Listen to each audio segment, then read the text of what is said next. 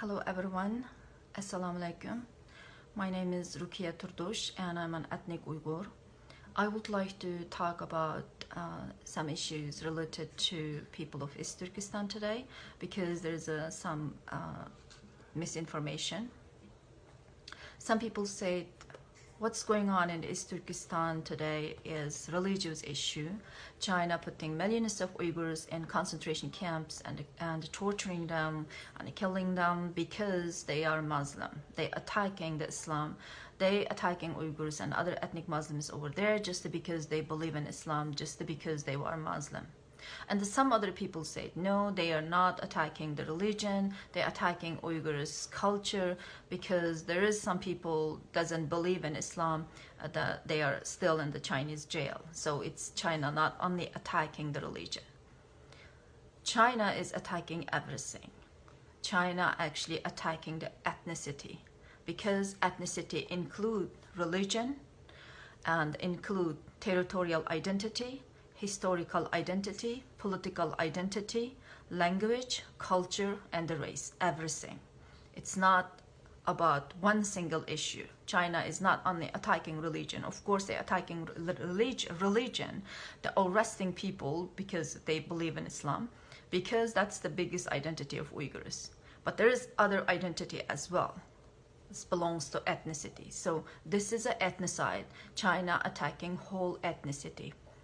For example, if we look at the China's white paper, China said East Turkestan is inseparable part of China. And they distorting history, burning history books, and attacking historical political identity of Uyghurs. The same thing like they burning Quran and attacking Uyghurs' religious identity. In fact, East Turkestan is not inseparable part of China. They said this region was never controlled by Uyghurs. That's total distortion. That's total lie. Because China never controlled East Turkestan fully until the 1949.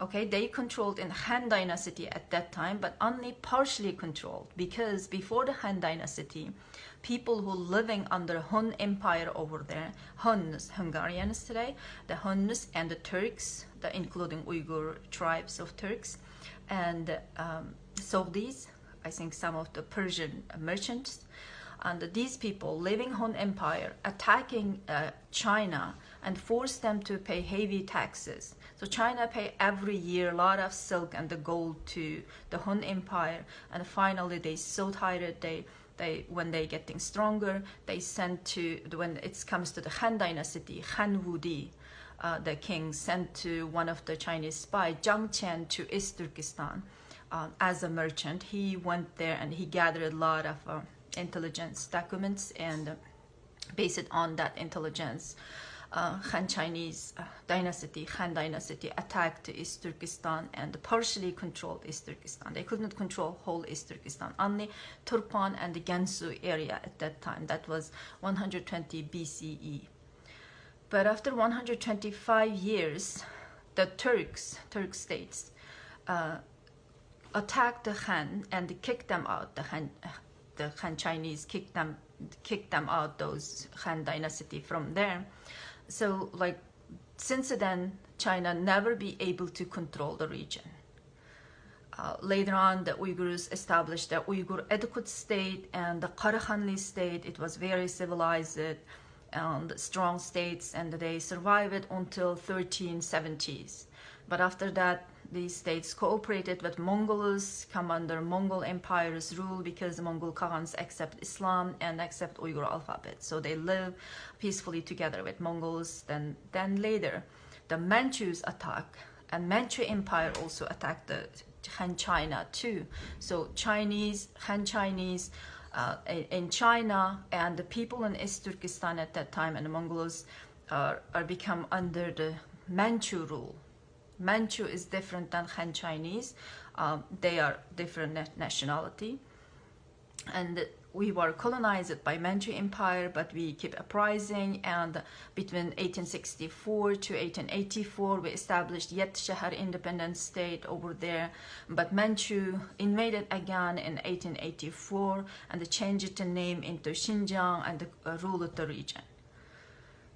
But in 1933 and 1944, the Uyghurs and other ethnic Muslims kicked out the Manchu Empire and established independent East Turkestan Republic in that region. The China overthrown Manchu Empire too in their region and established new Chinese state in 1949. They are later than us 5 years. But 1949, despite that this is a decolonization time, they attack us and they claim that those territory colonized by Manchu Empire supposed to belong to new Chinese nation state. Ironically, the world recognized this because of the big powers benefit at that time. And since then, East Turkestan fall under the rule of Chinese Communist Party and new Chinese nation state.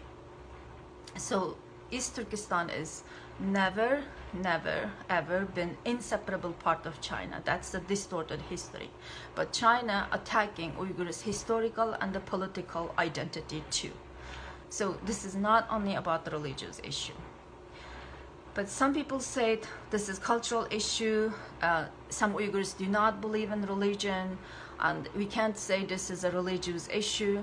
Yes, we can't say this is a religious issue. It's included religious issue, but we can't say that China attacking Uyghurs' individual's identity, because identity is ideology. For every Uyghur, each Uyghur could be different when they pick up their identity. How to be Uyghur and what means to be Uyghur different for each Uyghur. But some Uyghurs accept whole ethnicity's identity, everything, religion, historical or territorial, and language and culture, all identities. But some Uyghurs just accept religious identity and language. Some Uyghurs just accept they don't want to be political, and they just speak Uyghur and they identify themselves Uyghur. These are the individual's identity, and we cannot bring some few individual's identity and say that China attacking this individual's identity. We cannot say religion is Uyghurs' identity, cannot explain the Uyghurs' identity or something, because everything is here I'm talking about belong to this ethnicity, and China's attacking each of them, all of them. So it's about the everything. It is about the ethnocide. China doing ethnocide here, or I can say that hidden genocide. Another issue I would like to talk about today. Some people say that the Muslim countries and the Muslim people do not want to help Uyghurs, or it's difficult to convince them to help Uyghurs against China because US support them. And these Muslim countries and Muslim people do not trust United States because United States did so many bad things to them. And when the United States support Uyghurs, they don't believe and they don't want to take a side with United States. I think this is ridiculous because okay, I agree that United States did many bad things to the Muslim people in Middle East. They involved wrong war. I don't say United States, government of United States is innocent, but when it comes to the Uyghur issues, they did the right thing. So do we have to support the right thing or wrong thing? So if the United States did the good thing, the right thing, we should support, right? We can't say if somebody even do the right thing just because we hate them, just because we don't like them, and they say, oh, I don't support. We can't say that. This is not the logic, right? But the states would like to ally with China against the United States for their own benefit, because there is a complicated, so many relationship between states. And I can't say about something, but if you want to take an ally, stay with the China, you should consider something too. China could be worse than United States. If you think United States is worse and think China is better than them, China could be the worst. What is happening to East Turkestan today would happen to you and to your country tomorrow too. I would like to tell you something. When I visited England last year, I met with one amazing guy named Mozambique. He lived in, he stayed in Guantanamo Bay prison. And when I told him that what China did to Uyghurs and other ethnic Muslims in East Turkestan, and how they burning Quran, how that they forbid Uyghurs to give Muslim names to the babies, and how impossible for Uyghurs to refuse the non-halal food, and if anybody refused the non-halal food and anybody refused to marry with the Han Chinese man, and the entire family would be end up in concentration camp. When I told those issues to Mozambique, he was shocked. He told me they are worse than United States. I criticized United States, but when I live in Guantanamo Bay, I saw many people finish the Quran and become Hafiz. But in China, you cannot say Salam Alaikum each other even, and you cannot say Allah's name even. It's impossible. So we're dealing with huge monster right now.